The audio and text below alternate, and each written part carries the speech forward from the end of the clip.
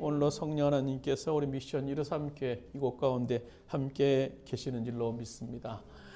오늘 본문은 아기 예수님의 탄생을 경배하기 위해서 아주 먼 곳으로 여행을 떠났던, 어떻게 보면 무모해 보이는 그런 여행, 너무 무모해 보이는 성탄의 여행을 시작한 한 박사들의 이야기를 통해서 우리도 이 무모한 여행을 한번 시작해 보려고 합니다. 아기 예수님은 인류의 구원이라는 그런 절대적인 임무를 완수하기 위해서 이 땅에 오셨죠. 그러나 안타깝게도 당시 사람들에게는 경배의 대상이 되지 못했고, 오히려 당시 모든 사람들의 무관심 속에 아기 예수님은 마국간 말구에서 태어나시고 오히려 살인의 대상이 되는 그런 지경에까지 있었습니다. 그런 상황 속에서 아기 예수님을 가장 먼저 경배한 사람들, 그 사람들이 오늘 본문에 나오는 박사들 얘기예요. 동방에서부터 먼 곳에서부터 찾아왔던 박사들의 이야기. 오늘 땅에도 마찬가지예요. 인류의 구원자로 예수님께서 오셨지만 이 땅은 예수님을 경배하는커녕 점점 그분의 존재조차 잊고 사는 그런 세상이 되고 맙니다. 며칠 전에 어떤 조그만 초등학생에게 야, 내일 모레 성탄절인데 성탄절이 뭔 줄 알아? 그랬더니 몰라요. 선물 받는 날이에요. 뭐 노는 날이에요. 뭐 그렇게 얘기를 하더라고요. 성탄의 의미를 점점 모르고 있는 것 같아요. 그래서 요즘 뭐 이 상어도 성탄을 알리는 글도 할러데이로 바뀌었더라고요.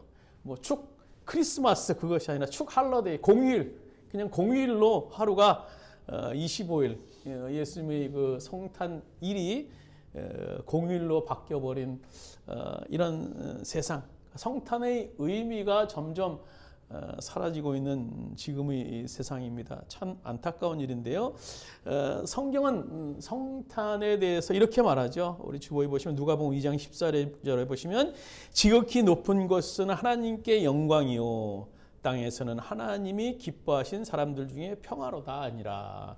오늘 예수님께서 이 땅에 아기 예수로 오신 가장 근본적인 이유는 하나님께는 영광 돌리고 우리들에게는 이 땅에는 평화를 주기 위해서 오셨던 겁니다.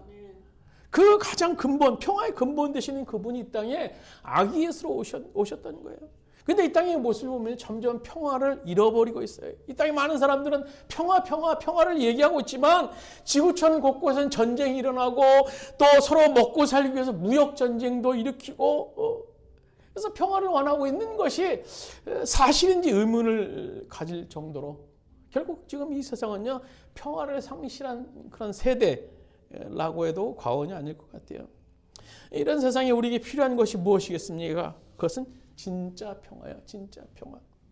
그렇다면 평화의 주인이자 평화를 주시기 위해서 누가복음 2장 14절에 말씀드렸던 것처럼 이 땅에 평화를 주시기 위해서 오신 예수님을 만나는 것이라는 겁니다.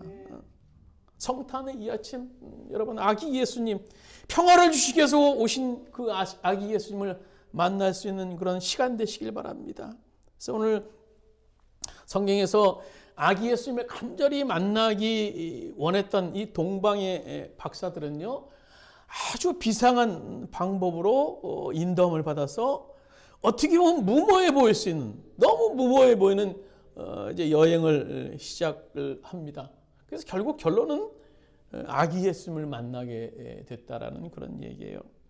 과연 그들이 어떤 비상한 방법으로 인도함을 받았을까 하는 거예요. 우리도 정말 아기 예수님, 이 땅의 평화, 우리에게 생명을 허락해서 주신 예수님을 만나야 될 것인데 우리도 어떻게 해서 그 예수님을 만날 수 있는가? 이 성탄의 이 아침에 그 방법, 비법을 우리도 한번 찾아보기를 원합니다. 첫 번째로 하나님께서 그들에게 동방 박사들에게 주님은 비전을 주셨어요. 비전. 꿈을 주셨어요. 오늘 우리 2절 말씀 한번 본문 마태복음 2장 2절 말씀 같이 읽도록 하겠습니다.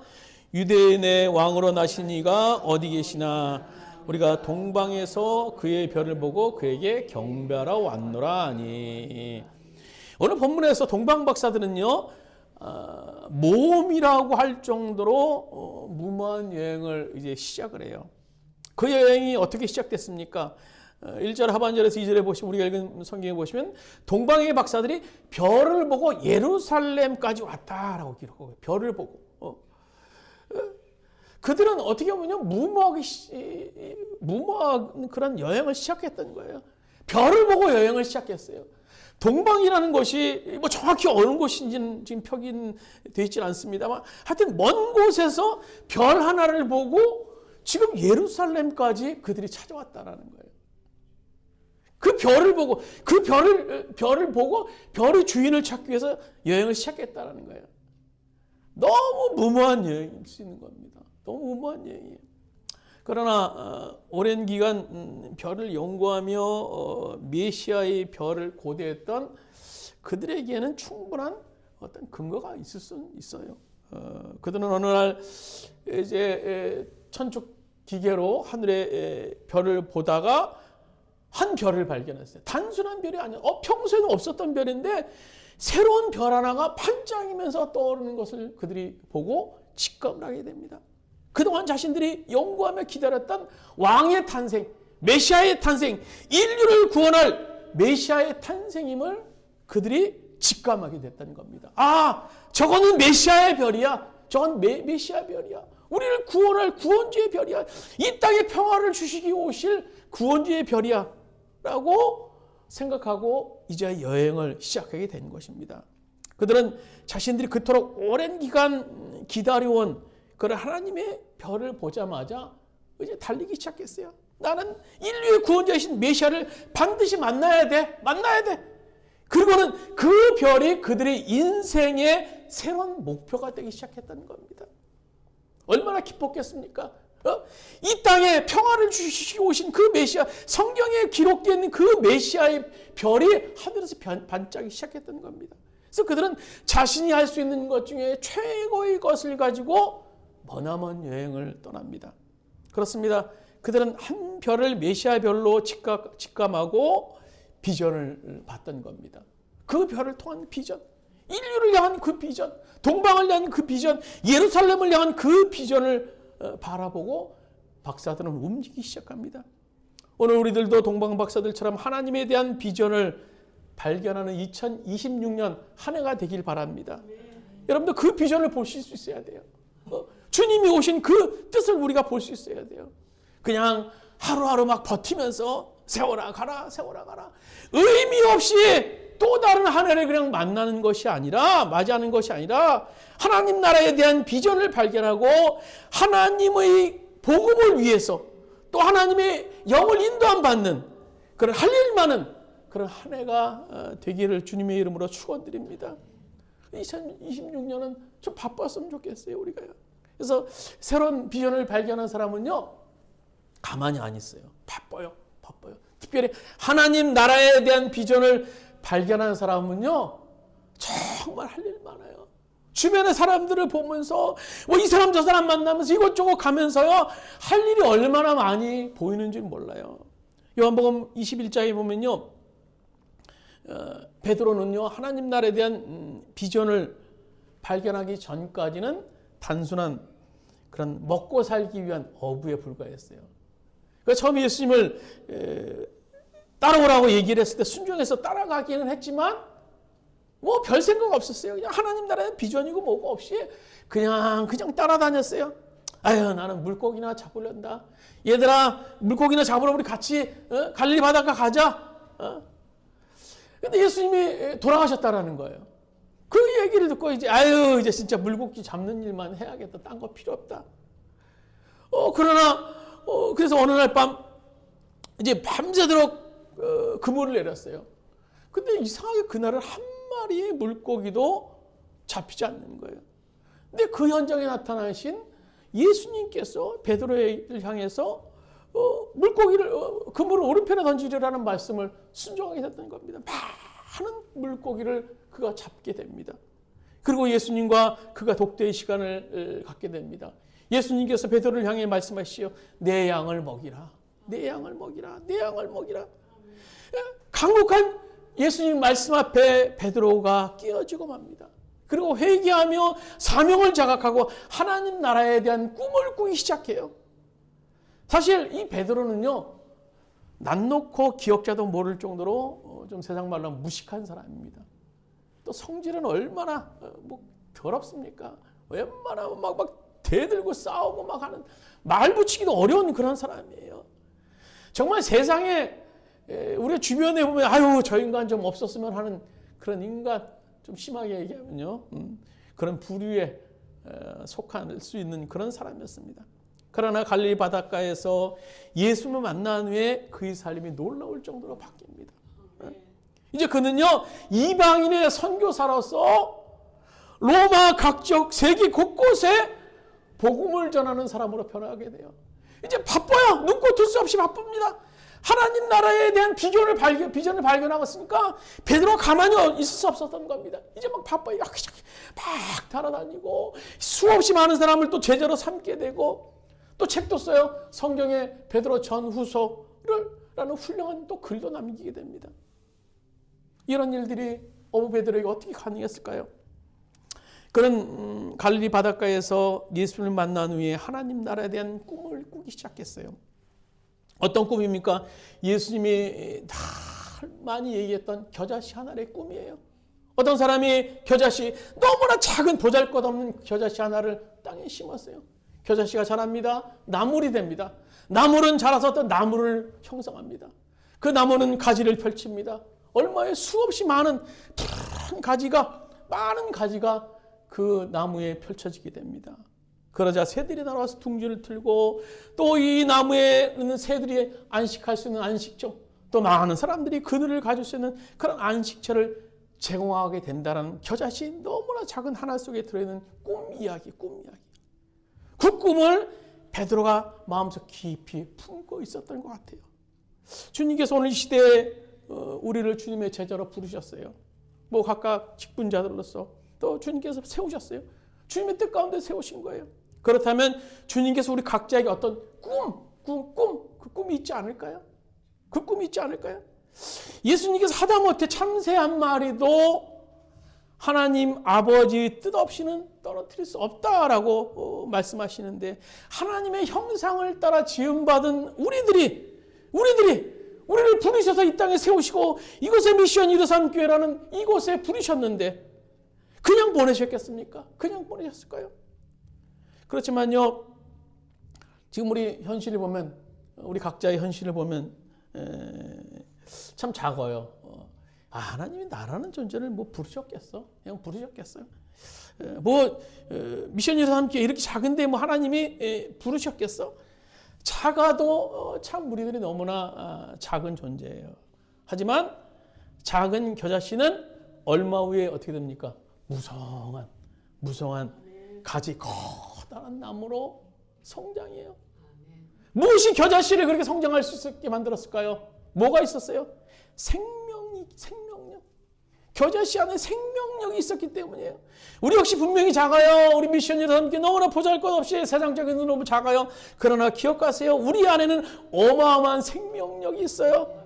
예수님의 생명력이 우리 안에 있어요. 복음의 능력이 우리 안에 있어요. 우리를 새롭게 하시고 우리에게 새 생명을 주실 수 있는 생명력이 우리 안에 있다는 거예요. 2026년 한 해는요, 예수의 생명력으로 말미암아 우리 미션 예루살렘 교회, 또 여러분 각자, 여러분 가정에, 여러분 사업장에 원대한 꿈을 가질 수 있는 한 해가 되시길 바랍니다.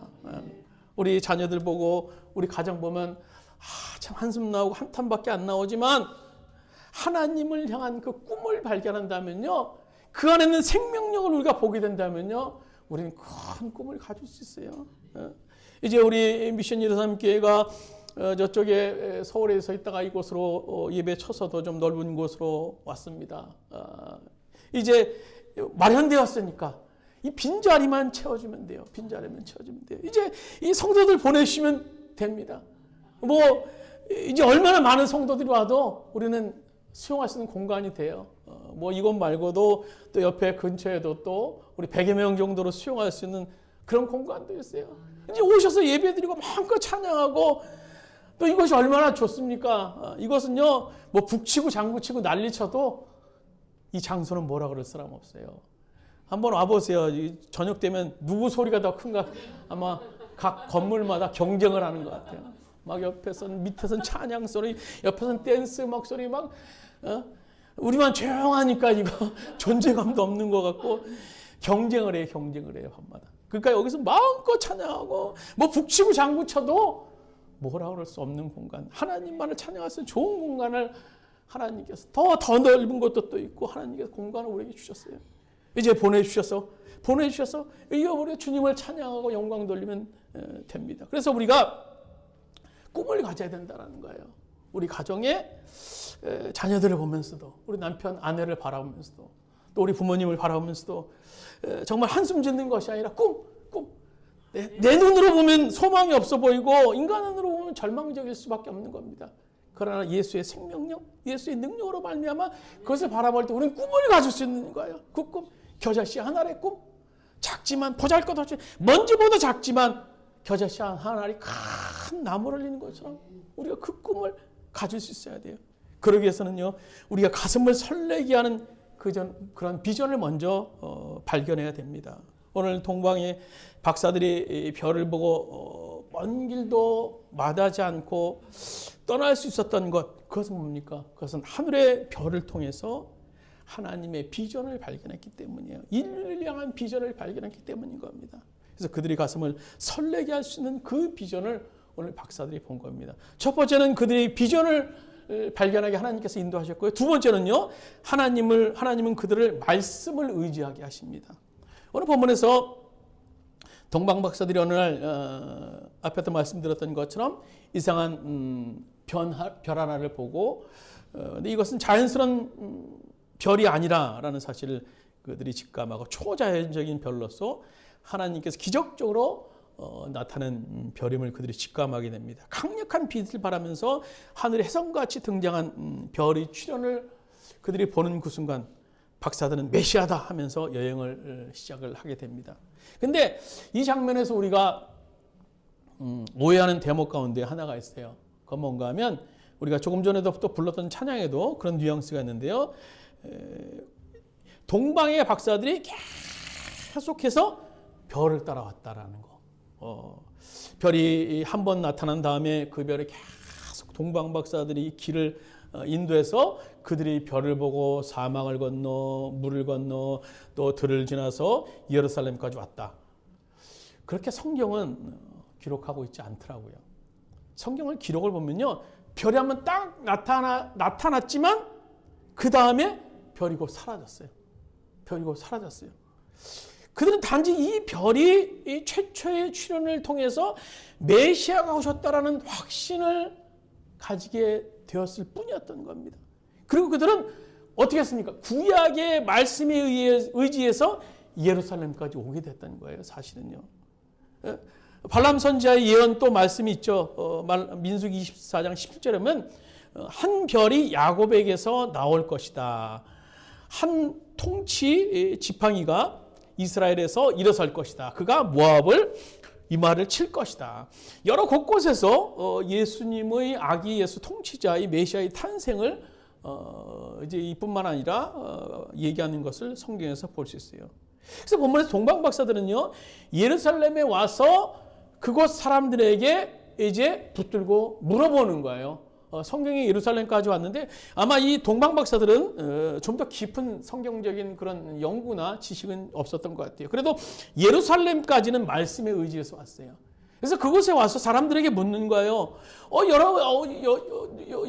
여보시오, 유대인의 왕인 메시아가 여기서 난다고 했는데 어디서 나게 되는 겁니까?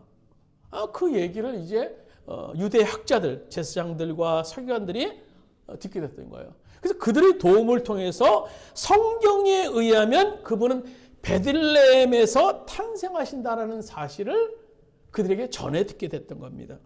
그래서 또 말씀에 의지해서 이 박사들이 예루살렘에서 베들레헴까지 이제 이동을 하게 됐던 겁니다. 별은 없어졌어요. 별은 동방에서 보고 별은 사라졌어요. 없었어요. 그리고 비로소 어떻게 됩니까? 베들레헴에 이르러서 동방의 박사들이 가는데 갑자기 베들레헴에 가는 그 여정 가운데 별이 번쩍하면서 별이 다시 나타났던 겁니다. 어느 한 곳에 다시 나타나게 되었고 그때 비로소 그 별을 다시 동방의 박사들이 봤다라는 거예요. 우리 본문 2장 9절 말씀 한번 같이 읽도록 하겠습니다. 2장 9절입니다. 박사들이 왕의 말을 듣고 갈새 동방에서 보던 그 별이 문득 앞서 인도하여 가다가 아기 있는 곳 위에 머물러 서 있는지라. 그러니까 동방의 별이 갑자기 문득 나타났다는 거예요. 문득 나타나서 그들을 다시 인도했다는 겁니다. 긴가민가 당하며 베들레헴에서 난다고 했는데 맞는가? 그래서 그들이 갑자기 다시 하늘을 보니까 별이 나타났다는 거예요. 그들이 그래서 얼마나 기뻤는지 10절에 보시면 그들이 별을 보고 매우 크게 기뻐하고 기뻐했다. 뭐 계속 인도 안 받아서 뭘 기뻐했겠어요? 갑자기 그들이 베들레헴에 오니까 어떻게 될지 모르는데 별이 탁 나타났다는 거예요. 너무나 기뻤어요. 결론적으로 동방 박사들을 아기 예수님이 계신 곳으로 인도한 것은요, 별이 아니라 말씀이었다라는 것. 별은요, 잠깐 있다가 사라졌지만 말씀은 그들 가운데 늘 있었어요. 말씀은 그들 가운데 늘 함께 했었어요. 우리에게도요, 별, 또 예수님, 그런 같은 비전, 그런 건 항상 보이지 않아요. 항상 보이지 않아요. 잠깐 보이다 또 사라질 수 있어요.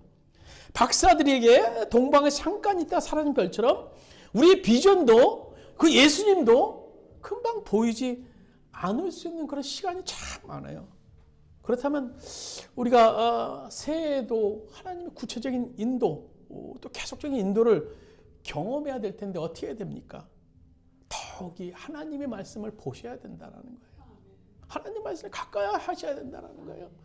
그 별 비전, 하나님 나라의 꿈, 그 꿈은 잠깐 우리를 설레게 하고 우리를 마음을 막 울릴 수 있어요. 그러나 계속 가진 않아요. 오늘 동방의 박사들이 하나님의 인도를 경험할 수 있었던 것은 하나님 말씀 때문이었어요.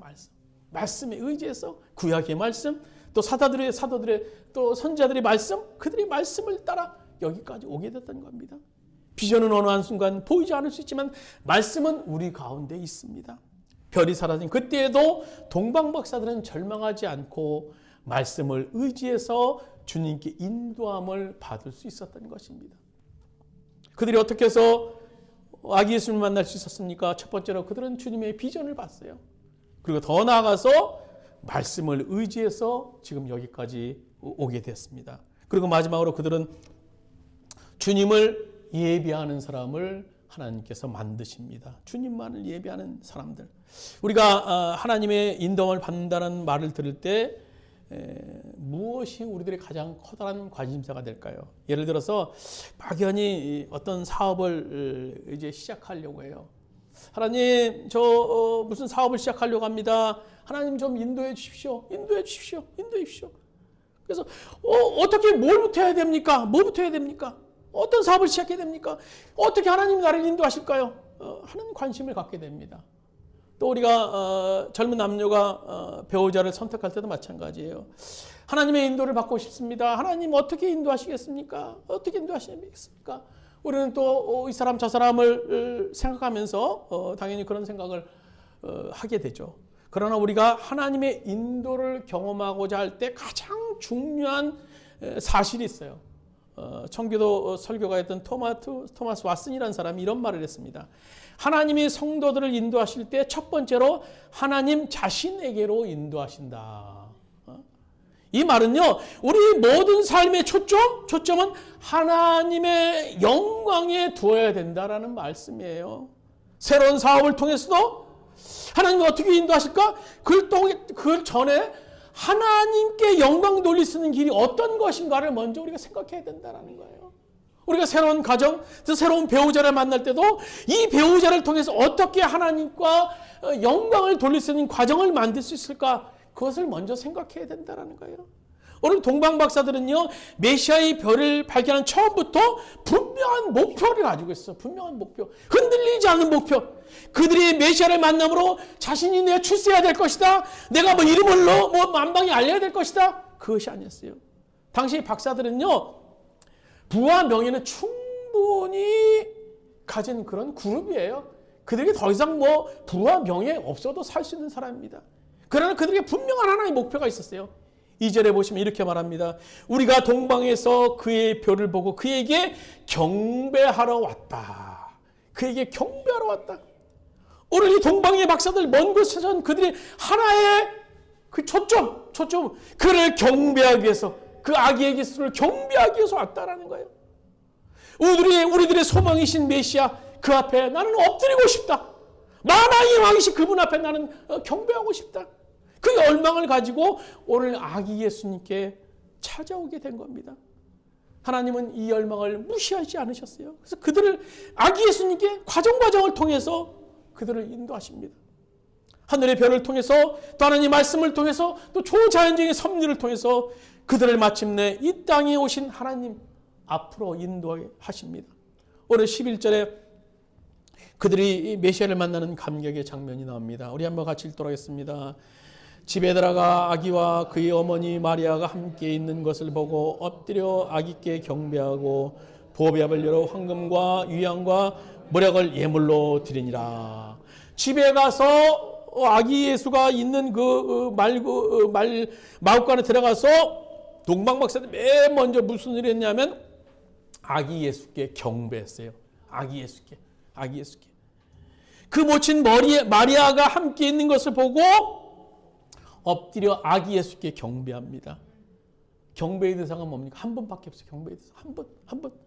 왜 아기 예수가 경배의 대상이 될 수밖에 없습니까? 그 아기 예수가 하나님이시기 때문이에요. 인간을 위해서 육신을 입고 오신, 인간을 위해서 육신을 입고 오신 하나님, 바로 그 하나님만이 경배를 받으시기 합당하신 분이시 되는 겁니다. 오늘 동방의 박사들은 아기 예수님께 황금과 유향과 모략을 드립니다. 그걸 뭘 상징하는 걸까요? 그것보다 더 중요한 것은요, 그것은 그들이 아기 예수님께 경배하기 위해서 최선의 것을, 당시에 최선의 것을 준비하여 드렸다라는 거예요. 이 예수님 앞에, 최고의 왕 되신 구주 앞에 그들은 최고의 것을 바치기 원했던 겁니다. 여러분, 오늘 우리 최대의 관심사는 어떻게 하면 부자가 될 수 있을까? 돈 많이 벌 수 있을까? 우리의 최대의 관심사가 이 시대에 될 수 있어요. 하나님은 우리에게 그 일에만 관심을 갖는다면 절대 복 주시는 분이 아니세요. 돈 버는 것이 궁극적인 목표가 되어서는 안 됩니다. 우리는 돈 버는 일보다 더 높은 목표를 가져야 돼요. 역사의 주인 되신 하나님을 알고 그분을 경배하고자 하는 그 꿈, 하나님의 사람이 되고자 하는 그 꿈, 그래서 하나님을 영원롭게 하고 하나님을 섬기듯이 이웃들을 섬기고자 하는 더 높은 꿈이 없다면요, 돈 버는 것은 허상입니다. 오늘 마침내 박사들은 아기 예수님을 경배합니다. 그리고 돌아가는 길에 크신 하나님의 특별한 보너스, 이것은 보너스 정도가 아니에요. 큰 인도를 경험하게 되죠. 12절 말씀 우리 한번 같이 읽도록 하겠습니다. 그들은 꿈의 헤로데게로 돌아가지 말라 지시하심을 받아 다른 길로 고국에 돌아가니라. 이건 놀라운 일입니다. 동방 박사들에게. 이제 아기 예수를 경배하고 이제 옆에서 잠을 잤던 것 같아요. 근데 밤에 여호와의 영이 나타나서 너 다시 헤로데게 돌아가지 말고 저기 먼 길로 우회해서 돌아가라라고 얘기하는 거예요. 이들이요, 만약에 헤로데게 와서 나 아기 예수님 만났어요. 아기 예수님 여기 태어났어요. 그렇다면 이들이 살아남을 수 있었을까요? 이들은 아마 다 헤로데 칼날 앞에 다 죽음의 대상이 될 수밖에 없었을 것입니다. 그런데 하나님께서 이들에게 특별히 인도하셨습니다. 그래서 그들은 먼 곳으로 돌아서 자기 있는 곳으로 가게 됩니다. 말씀을 마치도록 하겠습니다. 2026년에는요, 우리들이 가정과 또 사업장과 교회 위에 주께서 달아놓으신 그 별, 생명의 능력, 평안의 인도하심, 그 비전을 볼 수 있는 2026년 한 해가 되기를 바랍니다. 그러나 여러분, 때로는 별이 보이지 않아도 낙심하지 마세요. 하나님이 계신가 안 계신가? 그거 궁금해하지 마세요. 어떻게 해야 됩니까? 우리에게 확실한 말씀이 있어요. 말씀을 펴서 말씀을 읽으시길 바랍니다. 주님의 인도하심이 그 안에 있어요. 그리고 어떤 상황 속에서도 우리의 영광 대상은 하나님이심을 기억할 수 있길 바랍니다. 그래서 내년 한 해, 또 2026년 한 해는 주님의 좀 올해보다 구체적이고 또 계속적인 인도를 경험할 수 있는 그 한 해, 그리고 그 비전, 우리의 가정 위에, 우리 사업장 위에, 주님의 교회 위에, 이민족 위에 그 비전을 이룰 수 있는 한 해 되시기를 주님의 이름으로 부탁드립니다. 잠시 기도드리시겠습니다. 오늘 성탄의 이 아침을 맞이하여서 주님을 만났던 한 박사들의 이야기를 말씀 속에서 우리가 깨달았습니다. 말씀을 주셨습니다. 이 말씀 속에서 우리가 2026년 한 해 갈 길을 제시받을 수 있는 말씀 될 수 있도록 주님 인도하여 주시옵소서. 우리도 꿈꾸기 원합니다. 비전을 갖기 원합니다. 우리 가정의 비전을 갖기 원합니다.